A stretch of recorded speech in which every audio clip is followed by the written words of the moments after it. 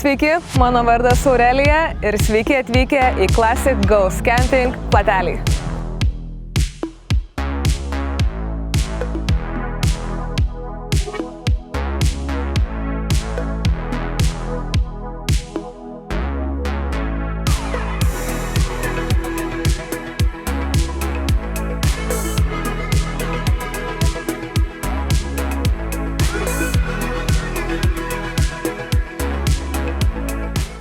Birželio 13-15 dienomis lankausi nuostabiame BMW mylėtojų susitikime, kuris vyksta ant pačio Platelių ežero krantą. Aplinka yra nuostabi, čia yra susirinkę labai daug šaunių žmonių, todėl aš nekantrauju apžiūrėti visus automobilius nuo klasikos iki modernios klasikos ir su jumis pasidalinti, o taip pat keletą savininkų pakalbinti apie jų BMW, kaip jie atsirado jų gyvenime ir koks labiausiai dalykas jiems patinka apie jų automobilius. Ir žinoma, šių metų tema yra vestuvės, o kitais metais, sakė, bus krikštynos.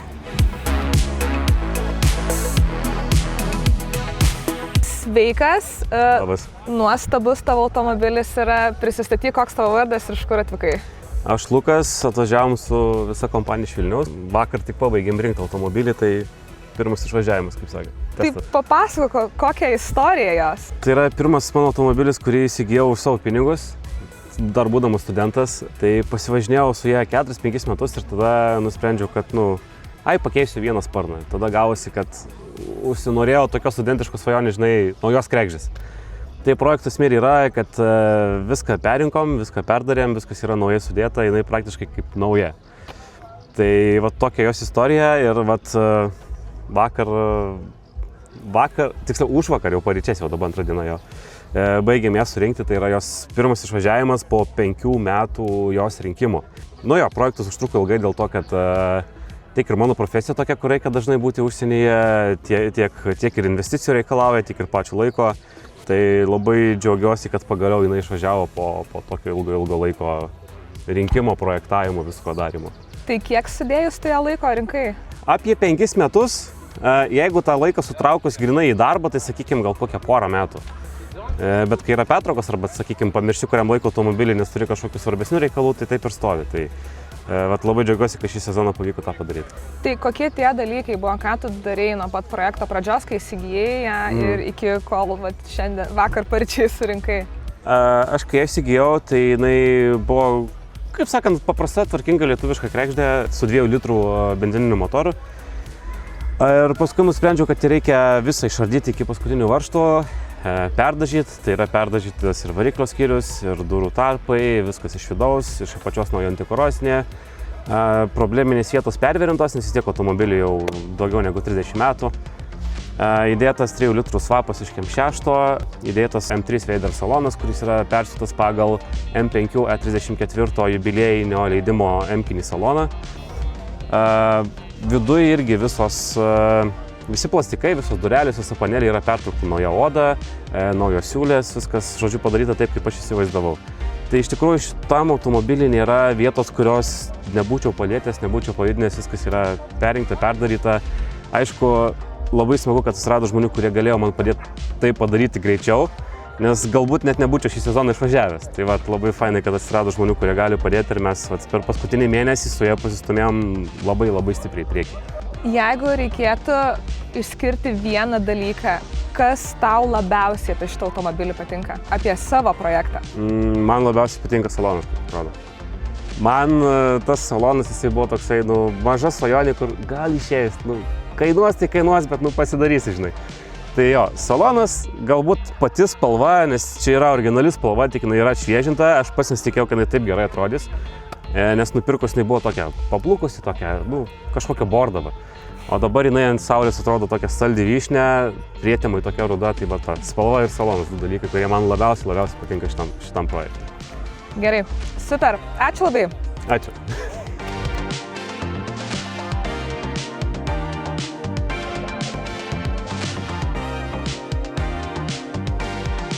Sveiki, koks jūsų vardas ir iš kur atkeliavot? Mantas iš Druskininkų.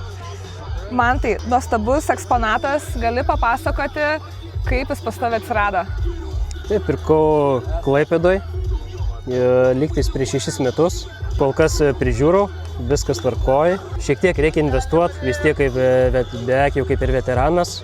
Priežiūros daugiau reikia nei paprastai mašinai.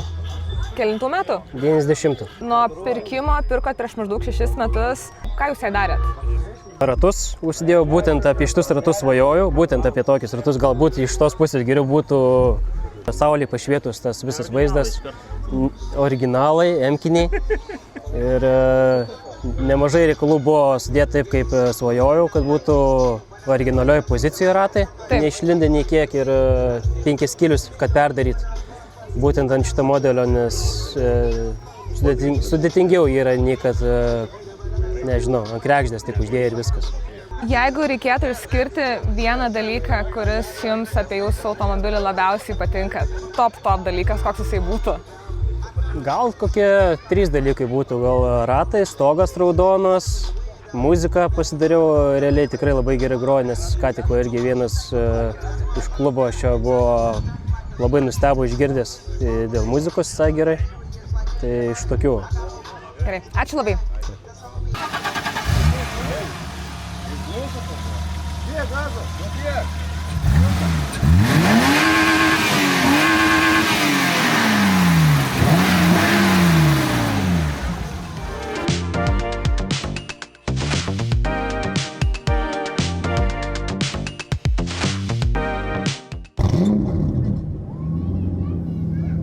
Sveiki, koks jūsų vardas ir iš kur atvykot? Sveiki, Mantas, aš malonu.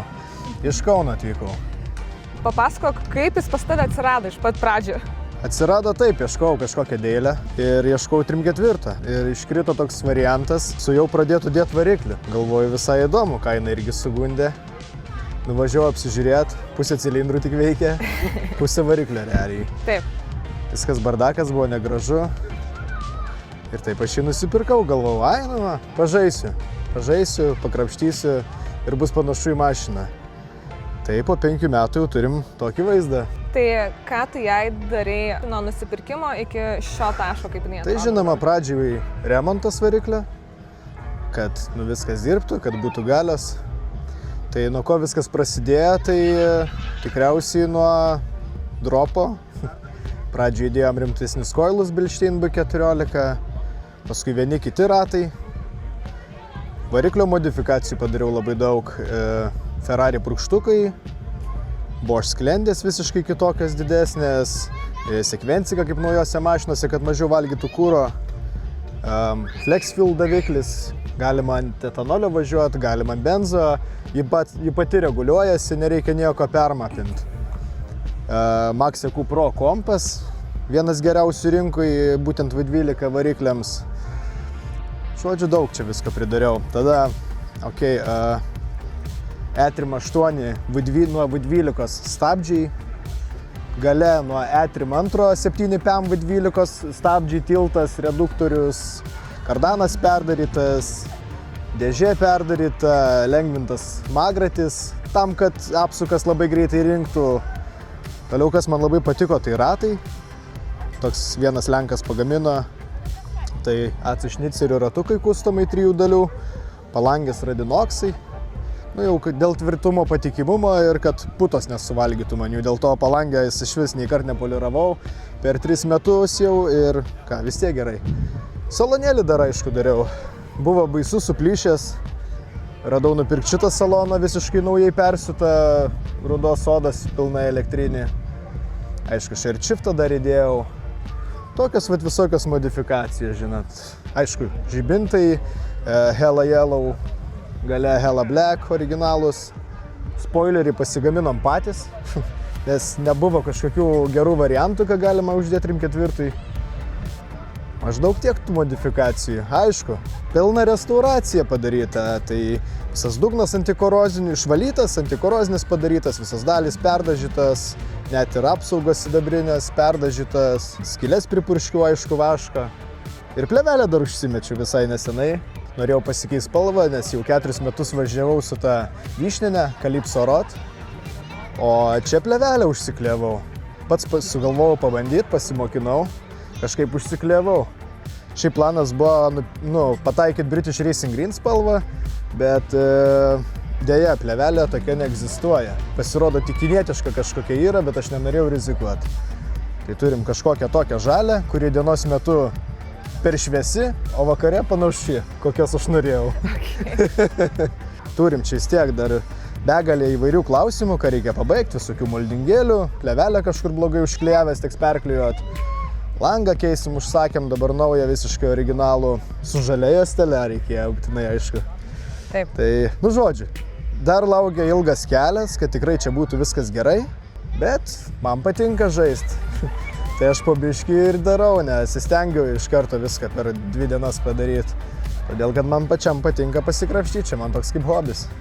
Tai vat. Jeigu reikėtų išrinkti vieną dalyką apie šitą automobilį, kas tau labiausiai patinka? Variklis. Man labiausiai patinka su mašina važiuoti, o ne tik, kad stovi ir žiūrėti ją. Oi, kokia graži. Nu ne. 90% padarytų modifikacijų nėra išvaizda. Žmonės to nemato. Bet aš kai važiuoju, tą jaučiu. Ačiū labai. Prašau.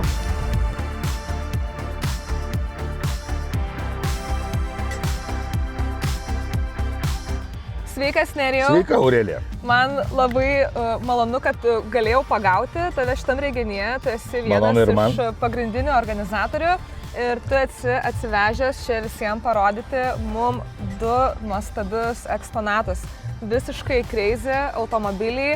Mes su tavim vakar truputėlį kalbėjom. Taip, kalbėjom. Ir tu crazy istoriją papasakai. Tai gal pradedam nuo šitos? Jo, tai yra 78 metų 6 serijos BMW. Labai keistai, labai keistom aplinkybėm sužinojau istoriją, kad tai yra limituota serija ir tai yra vienas iš 17 pasaulyje pagamintų modelių. Šiai dienai pats BMW koncernas jų ieško ir norintis atpirkti jos, tai šiai dienai jos rado 2. Tai vienas Šveicarijoje, kitas pas mumis Lietuvoje. Tai aš labai džiaugiuosi, kad jie Lietuvoje ir manau, kad jie nepapuls į Vokietiją. Jis išliks Lietuvoje kaip mūsų vertybė, kaip mūsų klubo talismanas. Tai kada tu ją nusipirkai, kuriais metais? Tai įvyko gal 12 metų atgal ir aš ją nusipirkau labai keistom sąlygom. Vieną modelį turėjau labai mylimą tokį ir aš jį mačiau. Aš paskambinau skelbimu, sakau, labą dieną, aš perku jūsų automobilį, sako, jūs pavėlavote lygiai 10 minučių. Kadangi atsiverčiau labai greitai skelbimus ir žiūrėjau ir iškrito va šitas automobilis ir galvoju, kodėl ne jisai. Ir taip gavosi, kad ten ir pirkimas ir viskas taip sklandžiai atvyko, kad toks vaizdas, kad likimas pats paprašė, kad jisai papultų į man rankas. Tai va, trumpa istorija. Klausyk, vis tiek tai yra labai senas automobilis. Nuo pat pirkimo pradžios iki šios akimirkos, koks buvo remontas, ką tu jam darėjai?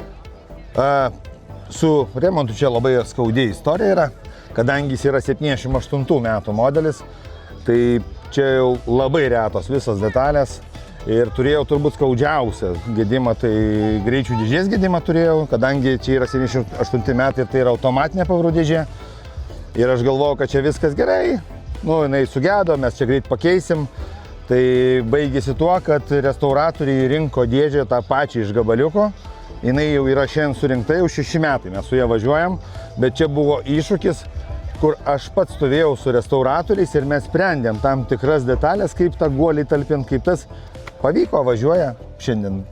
Šiaip nereikalauja automobilis labai daug, nes jisai važiavęs tik tai 160 000 kilometrų šiai dienai. Jeigu būtent apie šitą automobilį kalbant, kas tau jame labiausiai patinka? Linijos. Visos. Tai yra vadinamas, prieikim gal prie priekio, parodinkim tas shark nose vadinamas. Tai ryklio nosis, tai tas aštrumas jo, ta visa bendra linija ir nepriekaištinga detalių kokybė, kuriai šiam automobiliui yra 47 metai, tai jam jau netoli 50 bus. Ir jisai iki šiandien jo salono detalės, gal rodžiau aš ir tau, kad jos išlikę kaip naujos iki šiandien. Tai kokybė, detalių kokybė. Pereinam prie truputėlį jau naujesnės. Čia truputėlį naujesnis, sportiškesnis. Kaip jinai pas tave atsirado? Šitą istoriją buvo labai senai, greitai papasakosiu. man buvo 10 metų. Pas mus mieste vienas labai įtakingas verslininkas buvo nusipirkęs. Ir man buvo 10 metų, aš vaikas bėgėjau kieme su broliu vyresniu ir brolis bėgiojam, įvažiuoja šitokios markės automobilis. Pas mus į kiemą tai buvo 91 metai, aš vaikas va taip įsižiojęs, tai kad noriu pasakyti, mes šiai dienai turim automobilių rinką ir mes jų matė. O tai dienai tas automobilis atrodė kaip kosminis dabar erdvėlaivis nusileistų. Ir mes stovėjom ir aš vaikas 10 metų, aš sakau, aš kažkada turėsiu tokį automobilį. Tai brolis, kadangi vyresnis, jisai man sako, būk geras, nenusikalbėk. Atėjo laikas ir aš galvoju, tai laikas pildyti savo vaikiškom svajonėm. Aš jį nusipirkau ir buvo įdomiausias dalykas, kad aš atvažiuoju pas brolį, tai pravyko 20 jau gal 8 metai ir jisai stovi mes kartu ir sako, tu jį nusipirkai. O aš stoviu, sakau, ką aš tau sakiau. Tai čia tokia nuo vaikystės nešama istorija ir jeigu kalbant apie automobilį, kai klausia, kurį tu atsisveikintum, tai šito automobilio niekada neparduosiu. O tą? Jaučiu, kad irgi ne. Kas tave patį labiausiai ir sužavėjo, kai tu pamatėjai vaikystėje šitą BMW? Turbūt kiekvienas pasižiūrėjęs į jį, jeigu uždengtum šitus BMW 2 ženkliukus, tu nelabai suprantum, kas čia per modelis. Taip. Tai jo išskirtinumas ir yra, kad jis yra visiškai kitoks linijo ir dizaino funkcijom. Jisai sukurtas visiškai kitaip. Ir jo nuo techninių savybių jis kitoks iki, numatot, vizualinių. Nu, jisai skiriasi, jisai renginyje atrodo kitoks, su kitokia aura. Sportiškumas, gal čia toks daugiau, čia yra klasika, čia sportiškumas. Nu, sportiškumas vyrai visą laiką labiau prie širdies. Gerai, ačiū labai. Ačiū Jums.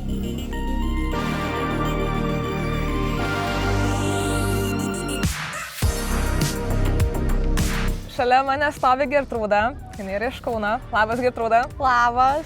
Ir jinai šiandien papasakos apie savo Zetkę. Tai, Gertrūda, iš kur atsirado šitas automobilis pas tave? Aš sakiau, pirksiu Miatą ir iš tikrųjų aš žiūrėjau su tuo metu tiesiog, kad būtų galas varomas, kad būtų kabrioletas ir 2 durys. Nu tai visi kabrioletai. Taip. Iš esmės Merso nenorėjau, nes Mersą buvau pavažiavus, visą kitą nepatiko. Miatas visos supuvusios. Visiškai. Tai Taip. Ir kaip tik įkrito šitą. Iš karto paskambinau. Sakau, labą dieną, sakau, dėl Zetkės, visą kitą, sakau, kokie defektai, Ir žmogus antiek nuoširdžiai pradėjo vardinti tuos visus defektus. Čia reikia to, reikia Ir aš taip galvoju, blemba. Bet aišku, dar į Klaipėdą važiuot. Ten oras 0 + 1 - -1. Tai plikledis vadinasi visur, autostradai, visą kitą. Galvoju, tą Klaipėdą važiuot, žiūrėt, kažkaip. Nuvažiavom, apsižiūrėjau svarbiausias vietas, slenkščius, dugną, kas iš tikrųjų, bembas. Silpnos vietos. Tikrai taip. Tai variklis plius-minus normaliai dirbo, visą kitą važiuoja, viskas gerai. Gerai, sakau, dabar kalbam dėl kainos ir komplektacijos, nes ten dar jisai dėliojo, tą išimsiu, tą įdėsiu, susišnekėjom ir jinai pas mane atsirado. Jinai buvo svajonė pas mane turbūt nuo 16 metų. Buvo ten, aišku, juokinga situacija, man tiesiog sėdėjau stotelėj, laukiau autobuso. Pasidažius, aukštakulniais, aš 16 metės, nesuprasi, ar jai 16, ar jai 36. Vyrukas sustojo, sako, mergaitė, ko lauks, sakau, autobuso, sako, gal tave pavežt, kur važiuoji, sakau, į centrą važiuoju, gal pavešit. Aš nežinau, kas man buvo galvoj tuo metu, aš nežinau, nesmerkit. Visko pasitaiko, paauglystė. Ir mes ten su tuo savininku ten kalbam, jis ten užsivedęs, o man tuo metu, ką aš žinau, senas bembas, tuo metu ten baisiai nerūpėjo, ten aš tuo metu labai apie chuliganą svaigau, kaip po šiai dienai svaigsiu. Taip, bet, ir jisai ten pasakoja, ir aš su juo pravažiavau, aš pajutau tą pojūtį, tą visą, tą vėją blaškantį plaukus, tai tokį, tą garsą, sako, kiek tau metų? Sakau, 16. Ir aš matau, jisai visas raudonas, toks, net tą vairą taip suėmė, toks. Gerai, kur tu čia sakai paleist? Bet, tai va, tai jinai taip pas mane ir atsirado. Nors iš tikrųjų, kas juokingiausia, šiti ratlankiai, jie pas mane yra nuo mano pačio pirmo bemvo. Kai dar sakiau, gyvenime aš bemvo nepirksiu. Aš taip sakiau kažkada, gėda pripažint dabar. Bet Jo, šitą ratlankį nuo tada, aišku, jie atsirestauravo pilnai, tai tik ant šitos mašinytės, jie jos laukia tiesiog ir nu, taip ir atsirado. Aš tave jau kuris laikas seku Instagrame ir tikrai akį patraukė tavo šitas automobiliukas, bet jisai keitėsi. Taip. Gali truputėlį papasakot, ką tu jam ten darėjai ir kaip jisai priėjo prie svego? Keitėsi jisai po truputį, pradžioje aišku buvo techninius dalykus, stabdžius susitvarkiau, nes buvo tiesiog žmogus įsidėjęs prieš tai visiškai standartinius, pigiausius stabdžių diskus su pigiausiam stabdžių kaladėlėm. Ir gavosi, aš tada keičiausi, pirmas remontas, ką aš jai dariau, buvo stabdžių šlangutės, nes jos buvo visos sutrinysios. Suku, aš tą šlangutę suku. Ir ten dar randą po šiai dienai turiu, ten prasukau. Ir žiūriu aš į kaladėlės ir aš matau kodą su daug trejetų ir man tie trejetai tokie matyti, aš kaip tarp dalių dirbau tuo metu. Ir aš pamačiau gamintoją tų kaladėlių, aš aišku čia nesakysiu to gamintojo, neįvardinsiu. Aš tada supratau, kodėl jinai mane stabdo. Nes man ir labai gerai pasakė, sako, jeigu gamintojas nusprendė, kad tokiam galingumui turi būti tokie stabdžiai, jinai ir turi tau stoti. Taip, aš tada nusipirkau diskų, dar nekeičiau, tuo metu, aišku, biudžetiškai vis tiek žiūrėjau, nusipirkau tiesiog geras stabdžių kaladėlės. Tada pradėjau stabdyti. Paskui, aišku, kiti remontai, tada ėjo koilai, nes aš norėjau aukščio, ne džipinio, ėjo koilai tada į trasą. Po truputį tas anas, ten važiuoklės visos susitvarkė. Didžiausias dalykas, ką padariau, tai variklio svapas. Buvo, aš ją pirkau su 1,885 kW. Aš labai norėjau išlikti tarp tų 4 cilindrų, nes buvo pasirinkimas, ar pirkti tuo metu įsą 4 cilindrus, ar pirkti ten 2,8, 3 litrus. Pinigais reziumė gaunasi plius minus tas pats ten 100-200 eurų skirtumas. Tada aš labai norėjau, nes aš draugas kaip tik vienas nusipirkęs šitą 6 cilindrų 2,8, jinai važiuoja labai smagiai. Aš nieko nesakau, bet man nebepatinka jos svorio santykis. Visgi nusipirkau visą, įsisvapinau visą. Tada sukreipiau stabdžių diskus. Tada automatiškai gavosi ir stabdžių svapas. Stabdžiai nuo 3 litro įdėti, šiek tiek didesni, ventiliuojami, raižyti gręžioti. VTE keramikinės kaladėlės. Tai va, šiaip sakau, rimčiausias tas svapas, kuris buvo praeitais metais. Po šiai dienai dar gaudavau tas tokias, ko nedadariau, nes labai buvo principas svapą darytis pačiai, kiek tai buvo įmanoma. Aišku, fiziniai dalykai yra fiziniai, aš ten neišsikelsiu, neįkelsiu to motoro, bet kiek įmanoma pajungti, viską sujungti, susukti, visus tos mechaninius dalykus, tai vos ne viską pasidariau pati. Tai čia man buvo labai svarbu. Wow! Ja. O pats vagas pas mane atsirado iš tikrųjų labai juokinga istorija buvo. Aš visą laiką norėjau kažkokio liverio. Tiesiog, kad kažkas būtų ant mano automobilio. Tik aš visiškai neturėjau vizijos, ko aš noriu. Norėjau kažko greičio, kažko tokio, kaip realiai kaip dabar yra, bet aš nežinau, ar aš noriu brendo, ar aš nenoriu brendo, ką aš daryti noriu. Ir aš tuo metu artimai dirbau su Svagu, su Bildištein grupu viso. Mes ten laiškai susirašinėjom su marketingo skyriumi dėl kliento mano vieno, nes jisai norėjo Svagą pasikabinti, tai šiandien, tai ten, pas save, ten servise. Ir paskui man parašė, jeigu dar kažkam reikės Svago kažko, rašyk man, ta marketingistė. Ir aš parašiau, aš noriu ant savo mašinos. Gerai, atsiųsk savo mašinos nuotrauką, atsiunčiu ir iš karto gerai darom. Tai pirmas tas dizainas, jisai buvo labai subtilus. Jisai labai gražus buvo, tikrai aš nieko negaliu sakyti, man jisai tikrai labai patiko, bet aš vis tiek norėjau to tokio greičio įspūdžio. Nesvarbu, kad jinai nėra labai greita, bet aš noriu įspūdžio, aš ją darausi pagal save, aš ją darau biškį drakoniuką ir gavosi, kad man jau pradėjo luptis ten po metų laiko, nekokybiškai iš tikrųjų labai padarė. Svagas sako, žinai, gal sako perdarom ten, kur tau padarys kokybiškai, kur tau užklijuos kokybiškai, kad nereikėtų kas porą mėnesių važiuoti ir daryti iš naujo. Šį dizainą darė vokiečiai, pats Bildištein grupas. Šiuo dizainu esu šiaip iš tikrųjų daug labiau patenkinta nei praeitu, nes jisai yra labiau aš. Nes aš tokia, kur mane pamatysi, aš visur kėdukai, maikutė, džinsiukai, aš nesu ten ta caca lelė. Gertrūda, jeigu reikėtų vieną dalyką išsirinkti apie tavo automobilį, kas tau labiausiai jame patinka? Charakteris. Ačiū labai. Ačiū.